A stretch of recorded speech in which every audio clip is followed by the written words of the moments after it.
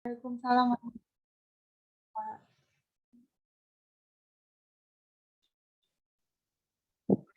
Kuliahan hari ini. Baik, mungkin kita bisa langsung mulai ya untuk melanjutkan pembahasan tinjauan pustaka yang sudah Anda buat semua. Nah, baik, beberapa dari Anda sudah ada yang selesai ya, yang ditandain dan yang mana ini bisa untuk melanjutkan membuat bab 1. Nah, sementara yang belum, nah ini nanti akan menyusul ya, dan memang masih ada inilah. Kok ini berkurang ya, tadi perasaan 4 yang di MJW. Baik, ada yang ini, ada yang ingin kembali di review, silahkan langsung tunjuk tangan saja ya, inisiatif saja. Ayo. Ismaulia, Pak. Kelas A. Kelas B nggak ada ya? Ada, Pak. Ada ya, nanti ya kelas B ya. Ini kelas A. Ini bukan berurutan ya, cuma sukarelawan ya, tapi bukan berarti kelas A semua dulu harus selesai, bisa langsung B, bisa langsung C. Oke, ini Isma Aulia.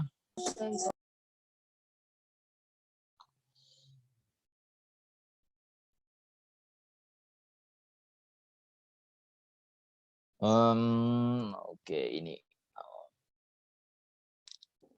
Nah, tujuan hukum Islam terhadap arisan kurban. Implementasi jual beli borongan di Desa Birandang, Kecamatan Kampar. Tujuan hukum Islam arisan haji. Arisan haji. Analis hukum syariat terhadap praktek arisan daring, EXOP. Arisan kurban dalam perspektif ekonomi. Arisan ya. Oke, kita lihat tujuan hukum Islam terhadap pelaksanaan arisan Idul Kurban. Bagaimana peserta arisan meninggal dunia akan jadi tanggung jawab ya, ataupun penelitiannya ini adalah penelitian lapangan, observasi, wawancara, metode pendekatan kualitatif, berbentuk pola, deduktif. Pendekatan yang dipakai oleh penyusunan pendekatan normatif analitis. Arisan korban blok 3 desa. Ini apa ya? Skripsi ya? Iya, Bapak. Skripsi. Skripsi Boleh semua skripsi, atau Pak. skripsi semua? Sepertinya, Pak, iya.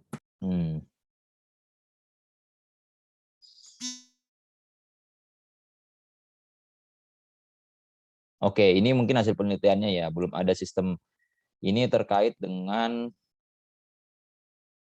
hasil penelitiannya ya. Yang mungkin ini Anda mengomentari hasil penelitian kondisi di lapangannya ya. Sistem bagaimana jika peserta meninggal dunia, kemana tanggung jawab pembayaran selanjutnya ataupun hak. Oke. Nah, baik, ini kalau secara metodologi ya, mungkin nanti bisa Anda tambahkan. Ini kalau judul penelitiannya kan hukum Islam. Nah, ini juga mungkin sering banyak ya jadi judul skripsi atau jadi judul penelitian lainnya. Hukum Islam, apakah betul dia hukum Islam ya, ataukah memang bisa lebih dipersempit lagi. Jadi bisa dilihat kalau apakah dia hukum Islam ataukah tinjauannya tinjauan fikih muamalah saja. Nah, itu jadi harus dipersempit lagi karena kalau berbicara hukum Islam itu kan sebenarnya spektrumnya luas ya. Nah, itu mungkin satu. Kemudian yang kedua di sini metode pendekatannya kualitatif yang bersifat pola pikir deduktif. Nah, ini sebenarnya ada kontradiktif di sini ya, yang penulis ini. Kalau metode kualitatif itu ya pola pikirnya ya pasti induktif, dari khusus ke umum bukan deduktif.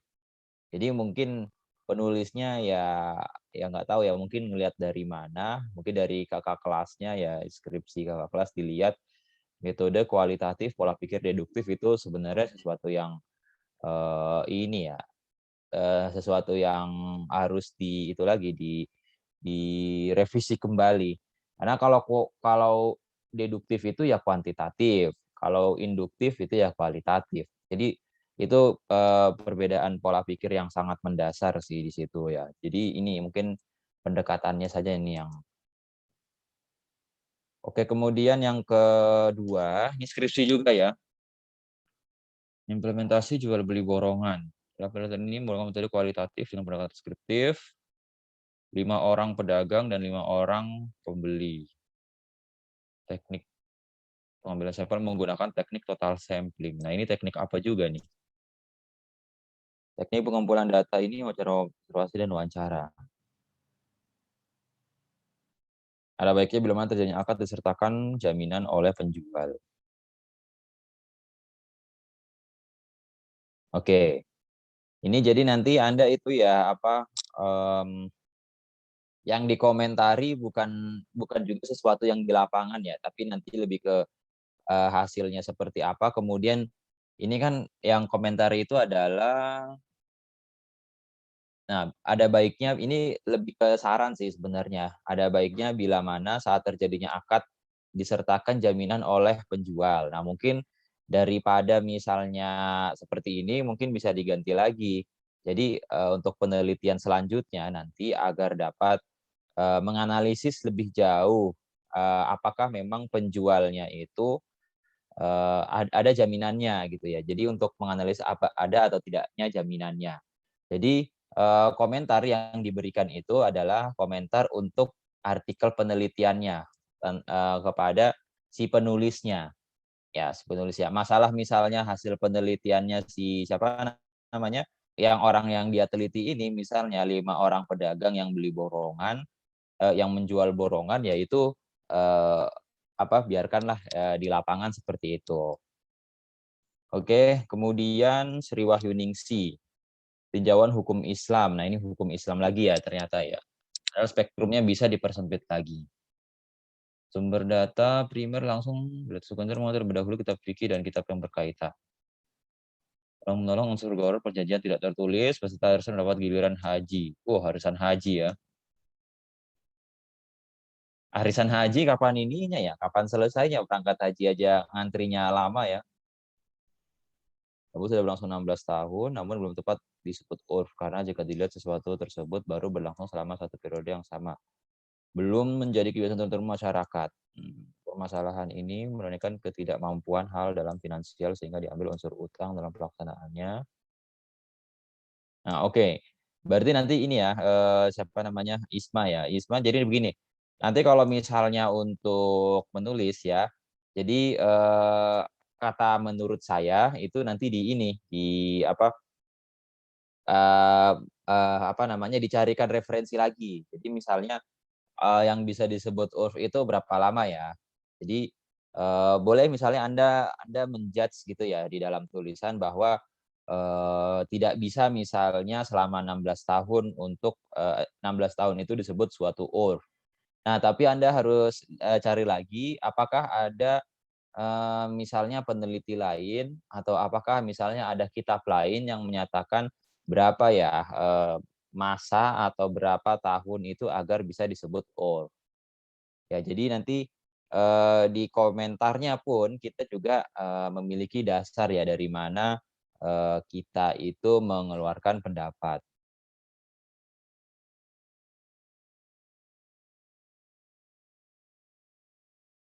Kalau ini kesimpulannya apa nih? Boleh ya? Apa gimana? Yang haji ya Pak? Haji ya?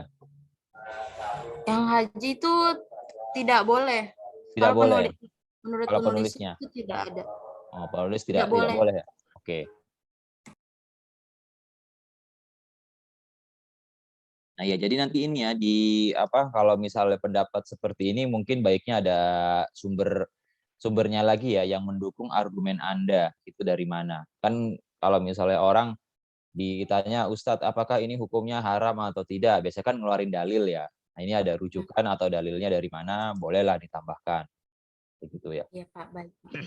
Kemudian nanti itu untuk tambahan kalau buat proposalnya. Sistem arisan kurban dalam perspektif ekonomi Islam. Nah ini bolehlah masuklah perspektif ekonomi Islam. Dan ini mengajukan Kecamatan Perbukitan Air Kabupaten Seluma. Mana di sini?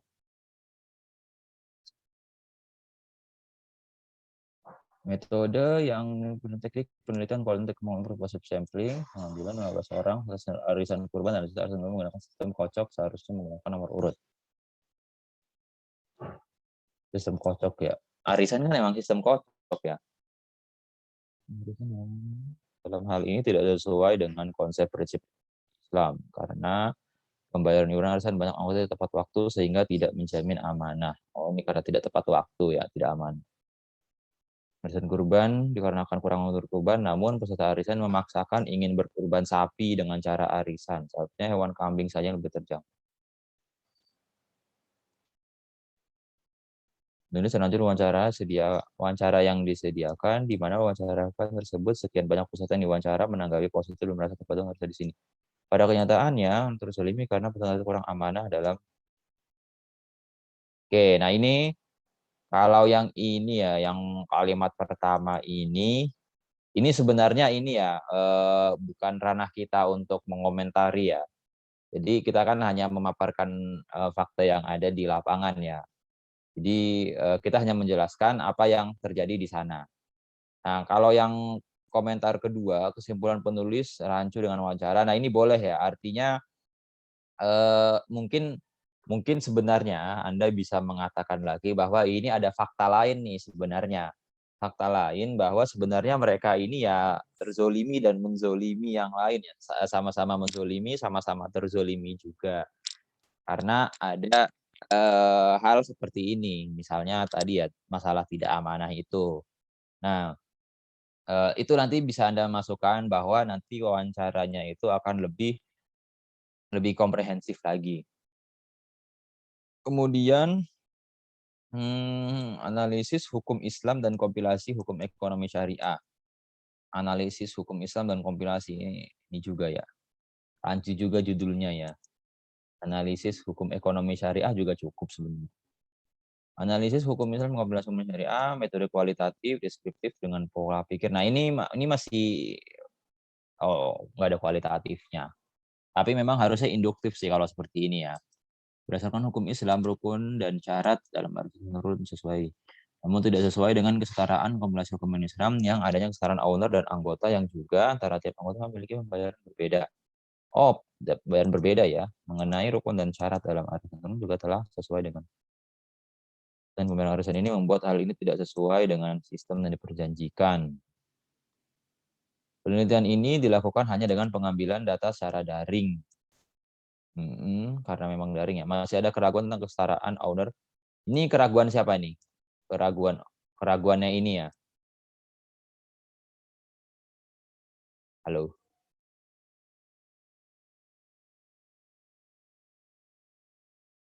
Halo. Sinyal, Pak. Oh, sinyal. Nah, ini keraguannya saya juga masih bingung nih, maksudnya bisa menjadi catatan apa ya? Kalau misalnya hanya apa namanya terkait dengan terkait misalnya dengan mengomentari si pesertanya, mungkin ya itu kan ya sudahlah, biar terjadi kita menganalisis ya. Mungkin yang dimaksud di sini juga bisa Anda dianalisis lebih jauh ya. Gimana nih apa namanya antara owner dengan anggota. Anda mau tahu nih setara atau tidaknya, mungkin itu bisa juga ya seperti itu. Baik, ini sepertinya ini ya minatnya itu lebih ke mana ini? Ke arisan ya, tentang arisan. Nah, kalau tentang arisan seperti ini ya silakan kalau misalnya memang Anda minat. Baik, ada pertanyaan dari Isma? Bapak, sebenarnya saya tuh masalah yang saya lihat itu arisan kurban kan Pak. Mm-mm. Tapi yang saya maksud tuh sebenarnya apa sih akadnya gitu? Apa sih akad yang dipakai dalam apa arisan kurban itu gitu? Oh, ya boleh sih. Nanti arisan yang di mana yang mau Anda itu? Yang Anda mau analisis? Di Masjid Taklim dekat rumah saya Pak. Di rumah di mana? Di Sawangan Depok. Alasannya kenapa di sana? Selain dekat rumah. Eh, Pertama emang karena saya baru tahu kalau ada arisan kurban kan Pak, gitu. Mm. Oh gitu. Terus enggak objektif yang personal. Oh, kayak gimana Pak contohnya Pak? Ya misalnya kenapa emang sudah berlangsung lama atau kenapa atau ada masalah di situ atau seperti apa atau ada yang mempermasalahkan atau ada masalah gitu. Kan kalau misalnya ditanya nih, misalnya contoh ya, contoh lain ya, ditanya misalnya kenapa mau tahu misalnya persepsi mahasiswa IKI Jakarta ya, mahasiswa IKI Jakarta terhadap produk halal.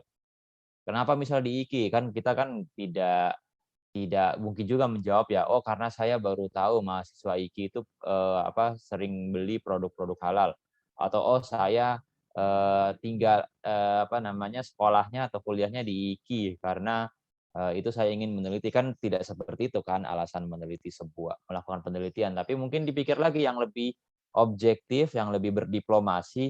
Oh ya, karena mahasiswa IKI ini punya pengetahuan terkait dengan fikih muamalah yang lebih baik dibandingkan dengan mahasiswa di kampus lain, sehingga mau menganalisis nih kira-kira apakah betul mereka ini sangat berminat. Kan logikanya kalau misalnya si mahasiswa IKI ini punya pengetahuan lebih tentang fikih muamalah, tentu pasti prioritasnya barang-barang yang halal dong, jadi pengen membuktikan kayak gitu.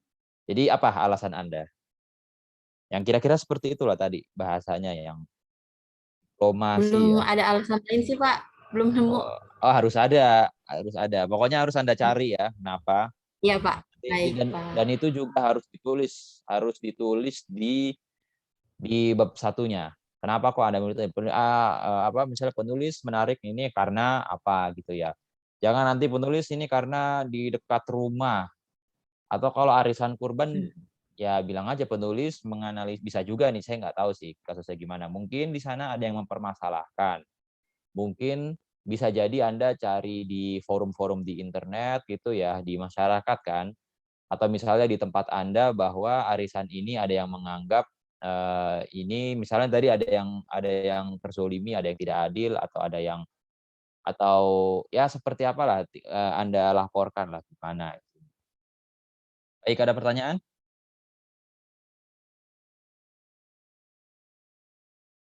Ada?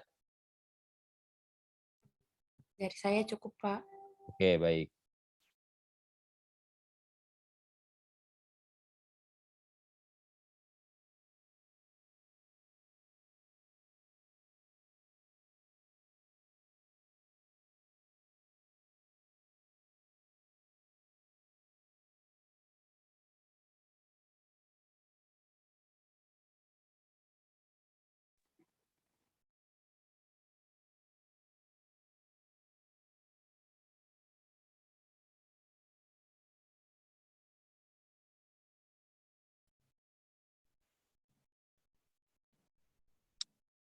Yuk, silakan ada lagi. Ayo dari kelas lain lah. Kelas B, Pak. Siapa ini? Oh ya, Iya. siapa? Ola Triana. Oke.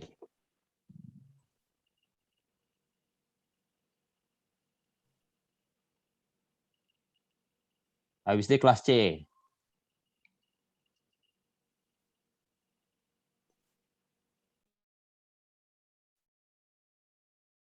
Kita lihat daftar isi. Daftar pustaka.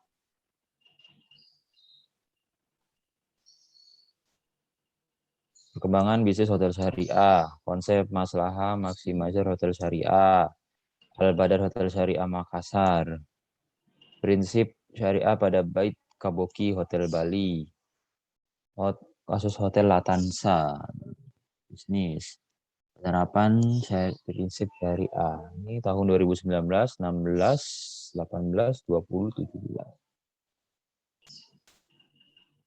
Oke, baik. Metode penelitian kualitatif, penelitian lapangan, wawancara, HRD, karyawan, hotel, pengunjung. Oh, lengkap juga. Adanya seleksi yang ketat, tidak menyediakan fasilitas hiburan seperti nightclub, bar, diskotik, karaoke, tidak menyediakan. Karaoke sebenarnya nggak tahu ya. Ini mungkin pribadi saja ya, pendapat pribadi, tapi tidak pengaruh ini. Karaoke kalau misalnya nggak tahu. Oh iya, kadang ada juga sih ya apa namanya pendapat yang menyatakan musik itu haram ya. Tapi kalau misalnya karaoke-nya ya sama keluarga sih ya mungkin tidak masalah ya. Misalnya sama anak bisa aja kan nyanyi lagu lagu lagu anak-anak gitu ya dan sebagainya yang karaoke keluarga. Kita tidak menyediakan fasilitas olahraga seperti kolam renang. Wah, kolam renang. Kalau kolam renang bisa aja sih dipisah ya. Mungkin nggak modal kali ya hotelnya. Betul. Tenis, gym, dan lain-lain. Nah, terus olahraganya apa nih? Dekorasi ornamen ayat Al-Quran, hadis, lukisan tanaman. Nah, hotel syariah hanya merekrut pegawai beragama muslim saja. Ya iyalah. Pakaian digunakan juga menutup aurat, sopan, bukan muhrim, pejabat tangan. Wow, ini ya, yang konservatif sekali ya sepertinya. Dengan beneficiary pembayaran gaji, Namira Hotel belum mendapat sertifikasi MUI sehingga usahanya belum bisa dikategorikan sebagai usaha syariah. Oke, catatannya harus peneliti pada inisiatif penelitian tidak perlu menjabarkan lagi hal bahwa sebuah hotel bisa bukti dari hasil penelitian tidak perlu dijabarkan lagi hal-hal yang terkait syarat bahwa hotel syariah. Maksudnya apa ini yang nomor pertama? Soalnya Pak kan di pembahasan udah dibahas gitu syarat-syaratnya ini gitu. Nah Mm-mm. di hasil penelitiannya di kesimpulannya itu disebut lagi sama dia maksudnya dijabarkan lagi gitu kan harusnya langsung ke intinya Oh, gitu. di kesimpulan. Oke. Kemudian tidak sesuai ya antara rumusan dengan ini ya, kesimpulan ya. Iya Pak, rumusan masalah sama kesimpulannya jadi beda hasilnya. Oh ya. Gitu ya. Oke, nanti nanti bedanya di mana nanti mungkin bisa Anda bisa Anda elaborasi lagi kira-kira gimana ya. Tapi Iya. kalau secara metodologi gimana? Sudah oke. Insya Allah pas dia kan penelitian lapangan. Penelitian lapangan ya udah oke ya. Kalau hotelnya begini juga nggak tahu ya. Nggak ada kolam renang ya kan? Oke. Kemudian lanjut konsep hotel syariah dalam bisnis syariah. Apakah Latansa memenuhi konsep syariah dalam bisnis? Pangan Bengkulu belum memenuhi konsep syariah seperti syiar tampilan, fasilitas ibadah dakwah. Latansa sudah memenuhi. Toko ini kontradiktif ya. Saya perlu itu mencari pengunjung hotel. Nah ya ini oke lah. Komentarnya seharusnya mencari pengunjung hotel. Cuma kesimpulan nih saya lihat hotel Latansa belum memenuhi konsep syariah. Terus yang kedua, Hotel Nuansa sudah memenuhi seluruh konsep bisnis Islam. Iya. Jadi kata-katanya agak rancu di situ ya. Dia bahasnya dua Pak. Untuk ininya konsep hotel syariah sama konsep bisnis Islamnya gitu. Secara Hmm, secara hotel syariahnya dia belum memenuhi gitu, tapi kalau secara bisnisnya dia sudah gitu Pak. Bahasanya mm-mm. emang dua di Iya situ. ya bahasanya sih memang membingungkan ya begitu ya. Oke nanti tambahan juga deh bahasanya terminologinya biar lebih jelas. Ya. Iya Pak. Bingungkan ya. Ini penerapan prinsip syariah pada Bait Kaboki. Ini bintang sih dulu ya kalau nggak salah ya. Atau apa nih? Bait Kaboki Hotel ini nama hotelnya Bait Kaboki ya. Iya Pak. Heeh.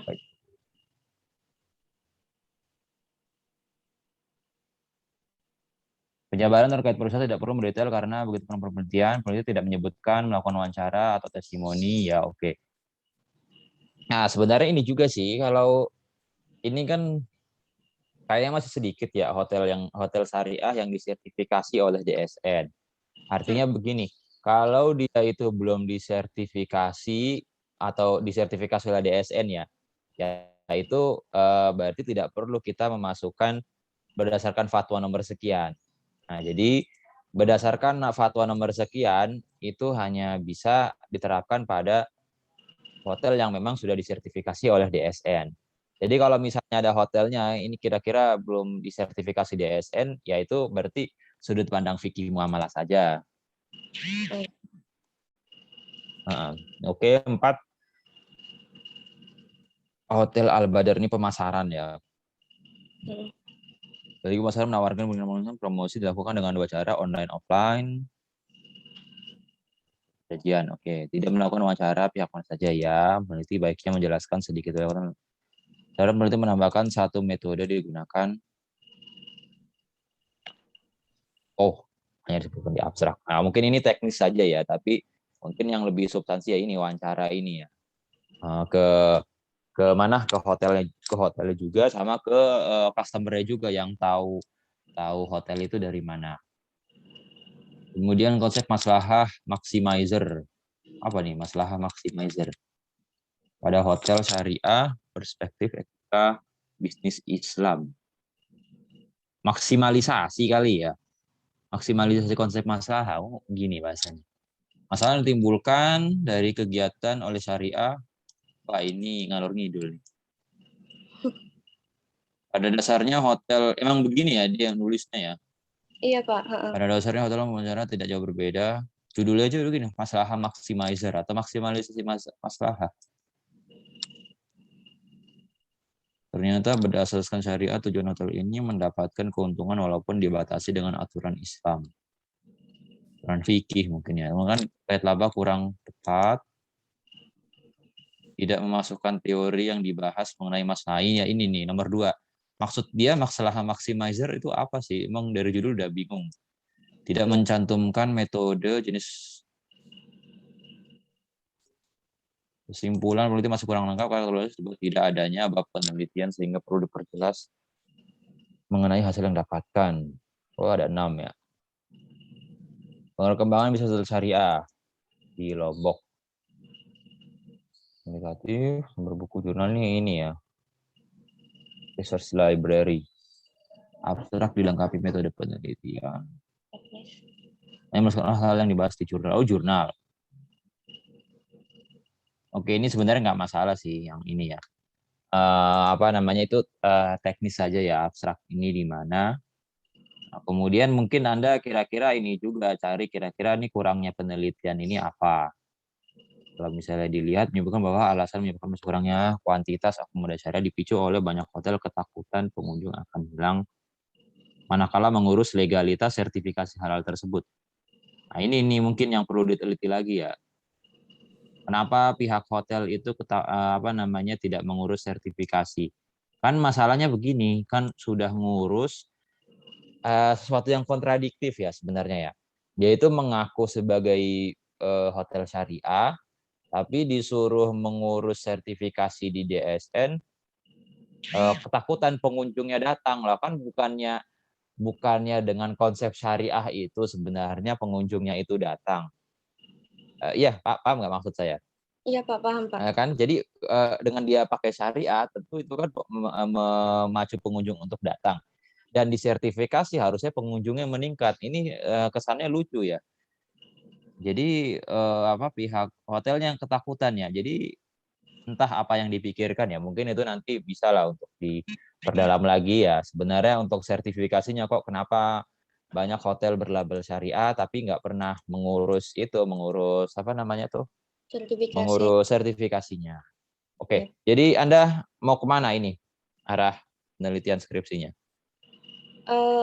Bapak mau nanya kan seminar proposal maksudnya ini kan tentang hotel syariah gitu Pak. Jika nanti misalkan mau ganti gitu Pak bisa? Ganti judul? Ganti masalah maksudnya. Masalahnya apa? Misalnya tentang kayak misalkan bahasnya ke hukum gitu Pak, kayak undang-undang atau apa gitu. Maksudnya nggak ke hotel syariah lagi atau mau ke Hukum hotel syariah atau apa? Enggak, bukan Pak. Kayak Hukum misalnya yang lain lagi? ya investasi misalnya gitu atau gimana? Sebenarnya bisa sih, bisa-bisa aja, boleh-boleh aja. Cuma untuk yang seminar proposal ini ya, oke. Jadi artinya gini, Anda boleh misalnya ya silahkan bikin gitu ya apa yang Anda minati. Kalau yang tidak diminati ya sebaiknya mungkin itu aja ditinggalkan aja dari sekarang. Nah kemudian biarpun misalnya nanti skripsinya itu seminar proposalnya sudah disetujui nih sekarang. Kemudian sampai lulus kan itu kan Anda bawa ke dosen pembimbing. Nanti dosen pembimbing bilang, oh sebenarnya dilihat-lihat sudah setelah presentasi segala macam. Ini kalau gini kan pembimbing ini kan lama, saya nggak bisa intens ya. Jadi nanti kan akan dikembalikan ke masing-masing pembimbing. Nah nanti oh ini sepertinya niat Anda arahnya nggak ke sini, nanti pembimbing akan mengarahkan ke judul lain, ya tidak masalah.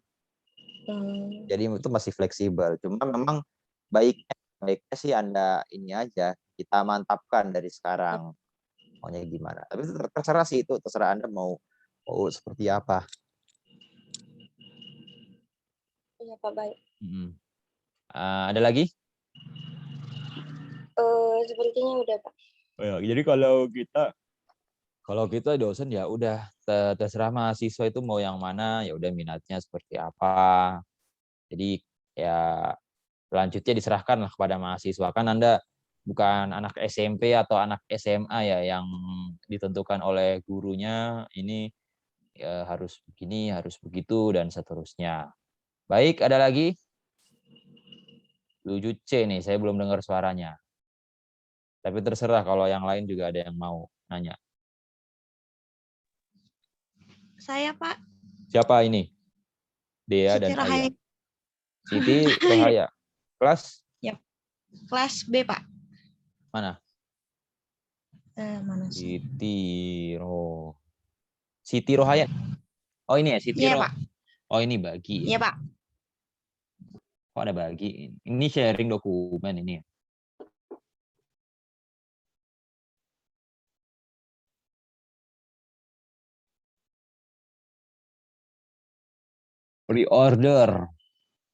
Pre-order PO. Pengaruh electronic wallet terhadap keuangan di Indonesia. Kurang satu nih daftar pusakanya. Akad pembayaran GoPay pada tinjauan hukum ekonomi syariah. Tinjauan hukum Islam terhadap praktik jual beli menggunakan Shopee Pay Later.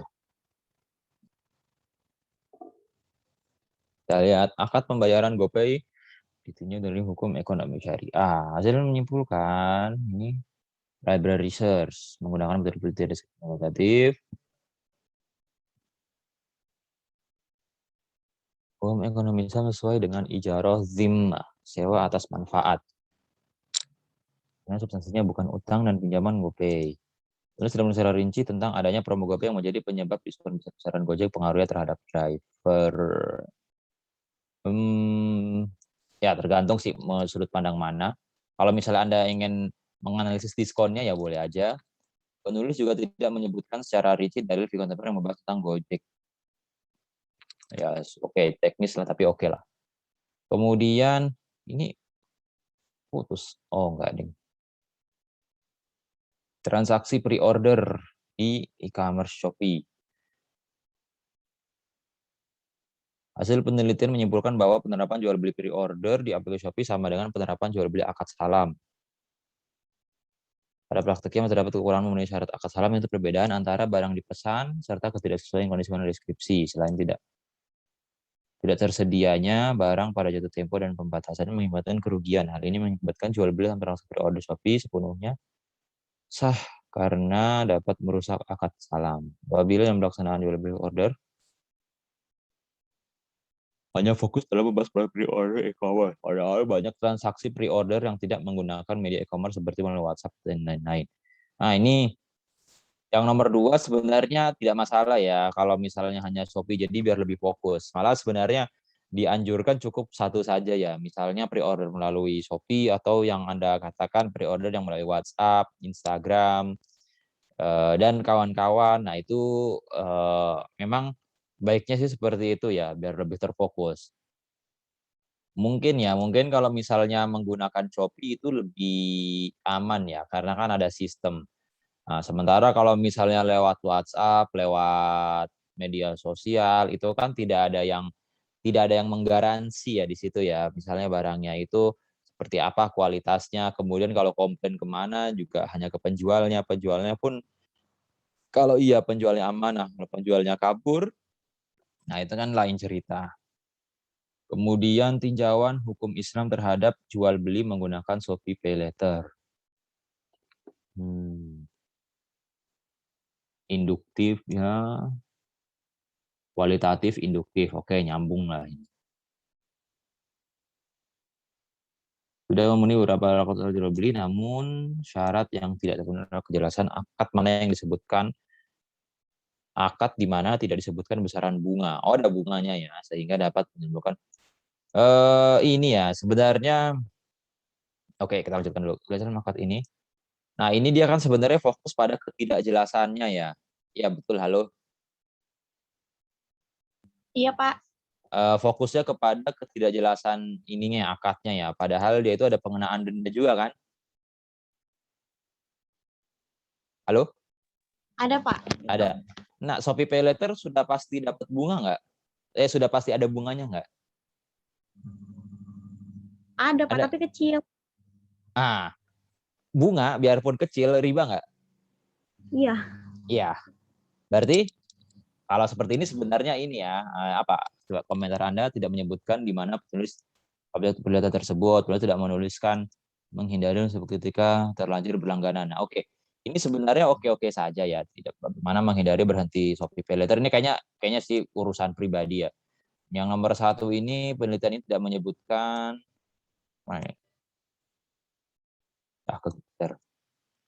tidak menyebutkan di mana penulis. Jadi mungkin sebenarnya dia tidak menyebutkan secara gamblang apakah ini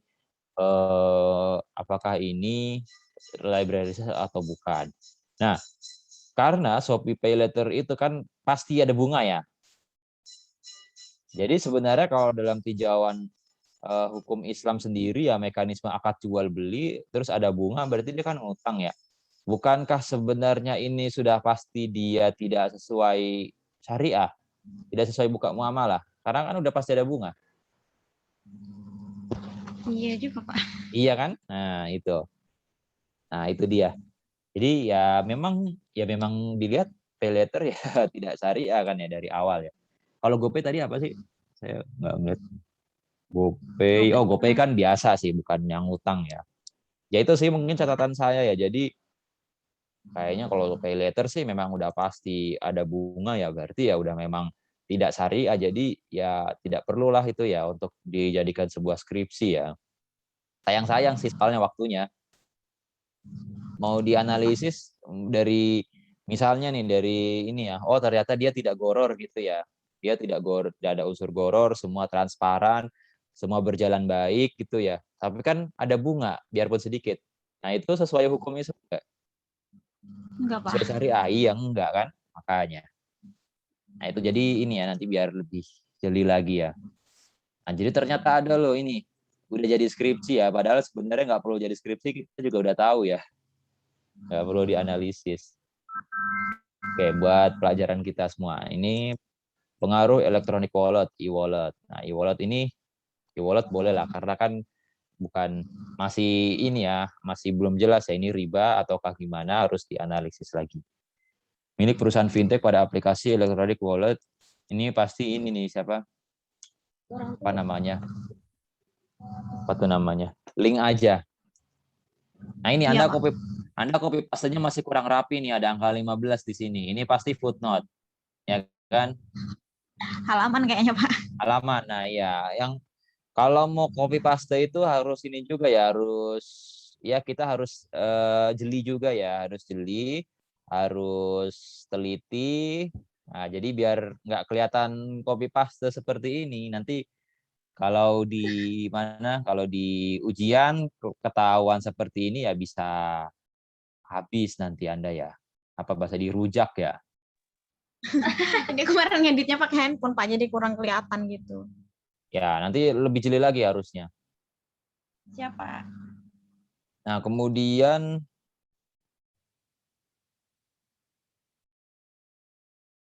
ini apa ya? Penelitian terdapat penggunaan e-wallet. T-nya harusnya cuma satu ini. Risiko kemudian terjadi. Ini kopasan nih Mas. Ini sama ini beda, kopasan. Perlu adanya peningkatan kemampuan bersaing elektronik wallet milik BUMN guna memperkecil pengawasan lebih oleh lembaga keuangan. Dalil ini menyebutkan dalil kutipan, jurnal ini juga tidak menyebutkan objek tokoh yang terlibat dalam penelitian. Ya, mungkin sumber ya, silakan. Tinjauan hukum Islam strategi promosi dalam satu harga dalam jual beli. Apalagi nih? Tinjauan hukum Islam terhadap strategi promosi satu harga dalam jual beli. Ini masih ada sambungannya lagi ya? Atau gimana sih? Nggak ada di daftar isi. Jual beli apa ini? Oh, yang toko serba 35.000. Jadi yang Oh iya, digunakan Kendala ini tuh. wawancara, penilaian dokumen. Belum selesai copy paste-nya yang ini. Kedua metode ini menyajikan kedua metode ini lebih peka dan lebih Alfamart, Waidadi, Sukarame. Promosi kali rokok susu bayi 1 tahun voucher HP kemudian mengumpulkan kode unik stroke. Oh, haram. Diharamkan karena adanya unsur qimar, gharar, dan mubazir. Nah ini nih halamannya atau apa ya, halamannya masih ikut.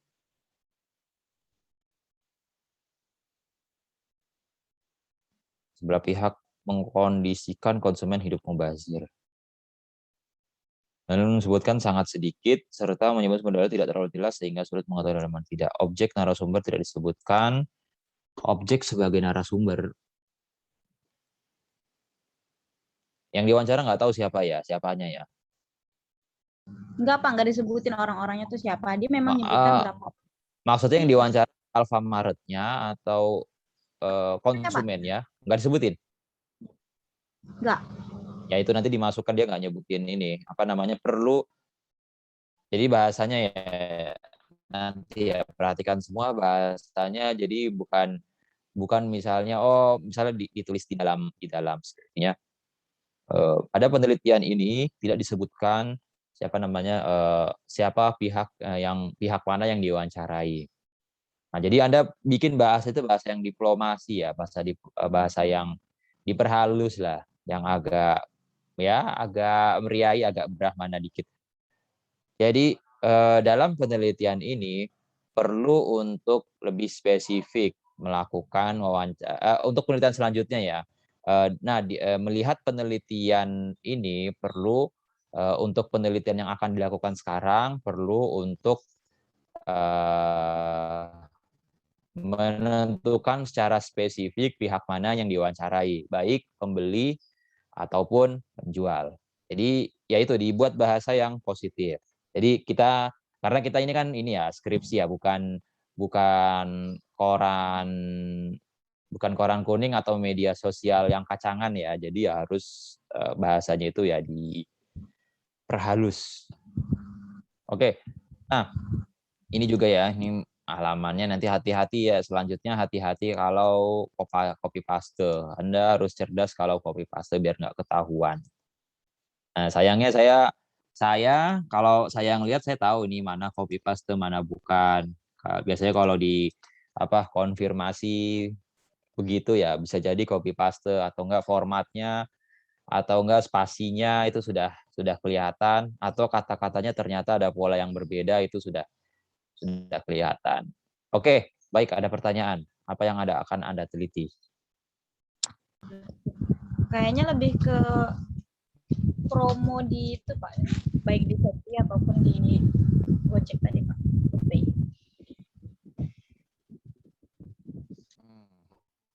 Kenapa promo? Iya, soalnya kalau promo gitu kan, misalkan kita jual di Shopee, Pak. Kita jual Salah dengan ya itu mempengaruhi nggak sih sama yang itu jadi gitu. Kayak nggak gitu sama mereka. Nggak tahu, Pak. Belum kayak apa? Mempengaruhi apanya? Ya di keuntungan si penjual juga, Pak. Nah ini mau dianalisis apa nih? Dari sisi keuntungan penjualnya, bisnisnya, atau dari sisi akad aja? Dari akad boleh, dari penjualnya juga boleh, Pak. Soalnya enggak, fokus aja, fokus. Ini Anda mau cepat lulus kan? ya, Pak. Nah, kalau Anda mau cepat lulus, fokus aja. Siapa? Gimana jadinya?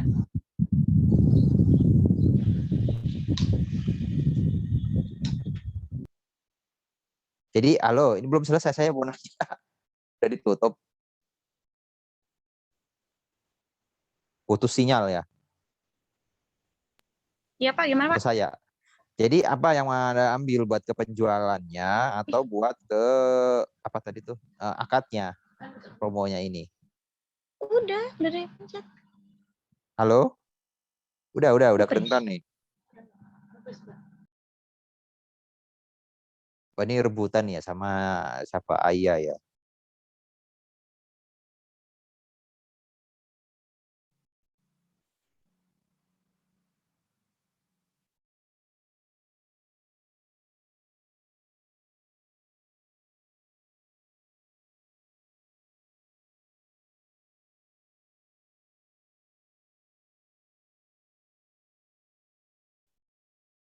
Halo, putus ya? Kayaknya ya. Atau saya yang putus? Halo? Ada Ya, yang halo dengar suara Pak. saya? Ya, jadi gimana? Yang mau ambil yang mana? Yang Anda ambil yang akad atau dari bisnisnya? Dari bisnisnya mungkin Pak. Bisnis? Ya, soalnya lebih ke pengen bahas yang di penjualnya sih Pak. Sebentar ya. Kalau ini ya, dari sisi bisnis, berarti ya Anda harus wawancara ke Shopee-nya ya. Beneran ke ini, ke mana? Ke siapa tuh? Ke kantor pusatnya, terus wawancara. Jadi bukan ke penjual ininya, bukan ke penjual apa? Penjual apa sih? Bukan ke ini ya pengguna yang orang jualan di Shopee-nya. Tapi Anda harus wawancaranya itu ke Shopee-nya langsung, bukan ke orang yang jualan di Shopee. Karena harus diperhatikan dari sisi bisnisnya sendiri, itu kalau ada promo seperti itu, yang nanggung itu Shopee yang di sana nih, yang pusat, yang di gedung apa tuh lah, yang di Sudirman apa di mana lah. Nah, itu yang harus Anda wawancara, jadi bukan si penjualnya gitu. Gimana? Mau kayak gitu? Ini sebenarnya nggak apa-apa, bisa juga nggak apa-apa. Cuma saya khawatir Anda masih belum paham nih kalau yang Shopee itu sebenarnya seperti apa sih mereka berbisnis. Jadi kalau Shopee itu kan sebenarnya adalah kayak pasar, mereka kayak pasar tapi banyak jual yang ini. Jadi kalau ada promo-promo ya yang pasarnya yang nanggung gitu. Mau seperti itu? Enggak apa-apa Pak, insya Allah. Atau jangan-jangan penjual Anda bayanginnya yang orang jualan di Shopee ya? Halo? Kayak gitu Iya aja. Pak. Ya, apa namanya? Gimana ininya pemahamannya terhadap Shopee ya? Ada lagi pertanyaan? Udah Pak. Oke, baik.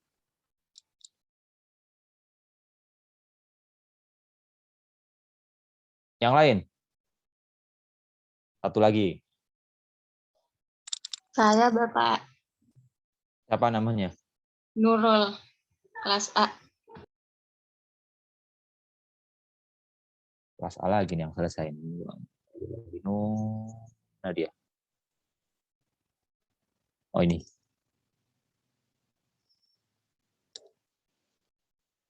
Nah itu. Oh ya tadi tambahan ya. Karena tadi kan banyak skripsi yang ya kira-kira begitu ya. Yang sebenarnya dari judul aja sudah jelas bahwa ini adalah barang yang haram ya. Kayak Shopee Pay Later tadi. Tapi masih dianalisis juga dan dilihat dari sudut pandang apakah ini goror atau tidak. Ya padahal tidak perlu menentukan goror atau tidak untuk dikatakan tidak sesuai dengan fikih muamalah, dengan ketentuan fikih muamalah. Dari judul aja pay letter aja tuh udah jelas ada bunganya ya, berarti udah jelas-jelas nggak bisa itu ya. Jadi kenapa misalnya saya anjurkan itu lebih ke tesis dan seterusnya, ke jurnal, terutama jurnal yang memang sudah bagus, karena ya itu dari judul aja memang kelihatan seperti itu. Penetapan harga dalam praktik jual beli jagung secara non tunai. Jual beli dengan sistem tebasan studi. Oh ini jual beli tebasan apa ini? Jual beli terhadap jagung dengan sistem naro. Terhadap jual beli jagung. Oh ini pertanian ya kayaknya. Oke, mana ini? Muhammad Saifuddin terhadap jual beli jagung. Bagaimana hukum jual beli terhadap penetapan harga jagung? Penelitian ini menggunakan kualitatif pengumpulan data menggunakan teknik observasi dokumentasi wawancara. Penelitian dilakukan pada para pelaku yang melakukan praktek jual beli yaitu penjual, petani, dan pembeli atau tengkulak. Oh, pakai tengkulak. Penetapan dilakukan oleh petani dan tengkulak. Kabupaten Ponorogo tidak sesuai dengan hukum Islam karena harga akhir tengkulak iyalah. Memang di mana-mana seperti ini. Penetapan timbangan merupakan jual beli tidak sesuai dengan hukum syariah karena timbangan menimbulkan kerugian. Sudah cukup jeli, metode bagus.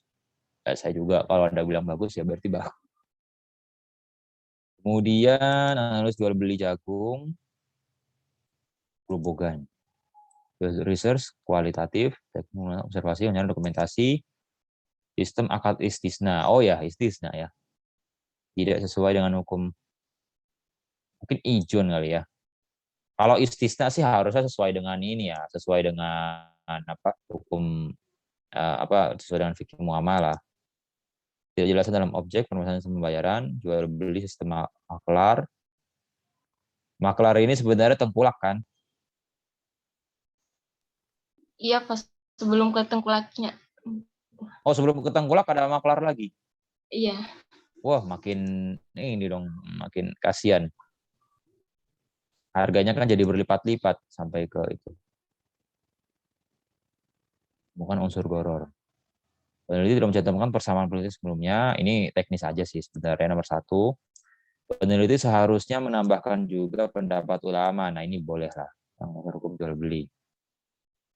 Secara metodologi oke lah ya, ada wawancara ya. Bagaimana praktek di jual beli jagung mengenai berpandangan hukum ekonomi syariah terhadap penetapan belum sesuai, tidak ada sistem tawar-menawar. Jual beli dilakukan tidak sah, batal karena merugikan salah satu pihak, petani. Sudah bagus. Jual beli sistem tebasan di desa Sumur. Motif sosiologis, observasi, wawancara. Praktek jual beli dilakukan berdasarkan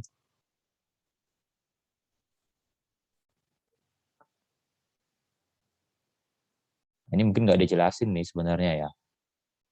Rukun dan syarat. Kadang-kadang rukun dan syarat juga ya ini ya nggak dipenuhi. Kalau nggak biasanya kan rata-rata nggak dipenuhi kan. Kalau dipenuhi sih sebenarnya nggak masalah. Penulis sekarang memberikan rujukan mendukung teori yang sudah dijelaskan. Kemudian alasan pengepul praktik jual beli sistem naro. Naro itu apa tuh naro? Itu Pak menimbun. Oh menimbun. Oh naruh ya. Ya bahasa di sananya. Penimbunan ya. Silakan penimbunan jagung tidak musim.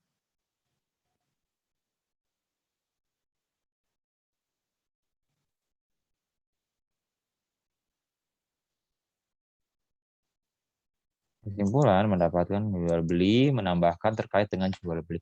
Nah ini Anda apa nih yang Anda mau teliti? Tentang ini juga, jual beli ijon gini juga ya? Iya Pak, soalnya kan di kampung saya mayoritasnya masih kayak petani gitu Pak. Di mana?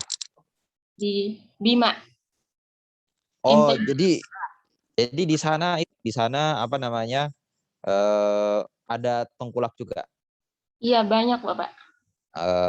Yang Anda lihat gimana? Banyak yang dirugikan? Iya kan ada di samping rumah saya itu ada tengkulak gitu. Nah, para petani yang mungkin kekurangan dalam ini Pak, modal untuk membeli bibit gitu, mereka bisa meminjam uang ke tengkulak ini. Nah, nanti persyaratannya si petani ini harus menjual jagungnya ke tengkulak ini, tapi dengan harga yang ditentukan oleh tengkulak itu. Iya, ya memang kalau praktik jual beli ijon sih memang seperti itu ya. Kira-kira gimana tengkulaknya mau diwawancara? Iya Pak. Mau ya. Oke. Silakan aja sih. Kan di Bima juga mungkin belum ada ya di desa mana gitu di Bima. Ya dia pakai bunga ya? Utangnya. Oh, coba bukan utang di ini ya sorry. Berarti dia ngasih uang buat modal kemudian disuruh jual dengan harga yang sudah ditentukan sama dia. Iya. Ya oke nanti coba aja di itu. Dengan harga pasarnya nanti. Nggak sesuai dengan harga pasar. Jadi dia yang menentukan harga. Iya. Ya mungkin ini juga ya, boleh nanti kalau yang seperti ini nanti yang diwawancara itu tidak hanya si tengkolaknya juga ya, tapi nanti wawancara petaninya juga yang jual itu, sama mungkin tanya juga kenapa misalnya masih balik ke situ lagi, udah tahu misal dirugikan tapi kenapa balik seperti itu lagi. Jadi biar dapatlah kenapa alasan dibalik itu. Ya sebenarnya kalau sejujurnya ya sama-sama butuh ya, yang petani juga butuh, tengkulak juga butuh, bahkan bank juga sebenarnya butuh juga. Beberapa bank ya, banyak sih sebenarnya, itu dia ngasih Iya sih, ada yang kayak pinjaman minjem tengkulak, bank gitu. ya kan? Nah iya, Iya. jadi banknya itu minjeminnya itu bukan ke petani tapi ke tengkulak kan begitu ya? Iya. Nah ya itu udah seperti itu yang terjadi faktanya di lapangan. Karena bank itu dia lebih percaya si petaninya, si tengkulaknya ini bakal ngebalikin duitnya si bank. Kalau petani kan ya belum tentu ya, tidak punya kemampuan manajerial, jadi bank nggak percaya. Boleh juga sih misalnya kalau Anda mendapatkan dari orang banknya juga ya, meskipun ya nggak tahu mungkin agak susah ya, tapi bolehlah nanti Anda di dalam pertanyaannya itu kalau tengkulaknya nggak marah gitu ya. Iya. Ditanya sampai seperti itu. Ya. Oke, baik. Ada lagi pertanyaan? Udah Bapak, makasih. Udah ya. Baik. Ini siapa tadi namanya ini ya? Baik, ini karena saya sebentar lagi juga ada jam mengajar lagi 9.10. Kita cukupkan sampai di sini ya. Nanti insya Allah minggu depan akan kita lanjutkan. Sekarang pertemuan keberapa ya? 5 atau 6 ya? Atau 4? Saya nggak hafal ini. Anda juga nggak hafal lagi ya? Kelima ya, kalau nggak salah ya. Wah, ini nggak ada yang hafal. Sama-sama nggak ada yang hafal. Ya, nanti kita cek kembali ya di itu ya. Ini susahnya sih kalau online ya. Serba mendadak gitu ya. Jadi ya ini. Apa? Ani Kamisa mau di review juga teman selanjutnya. Oke, baik. Baik, mungkin demikian yang dapat saya sampaikan. Saya nanti mohon dikirimkan itu ya, rekap absennya, siapa yang masuk, siapa yang izin, nanti di grup saja boleh, kelas A, B, dan C. Nanti untuk saya itu ya, ngisi absen disiapkan. Ya, demikian yang dapat saya sampaikan, kurang lebihnya mohon maaf. Sampai bertemu minggu depan. Wassalamualaikum warahmatullahi wabarakatuh. Saya mohon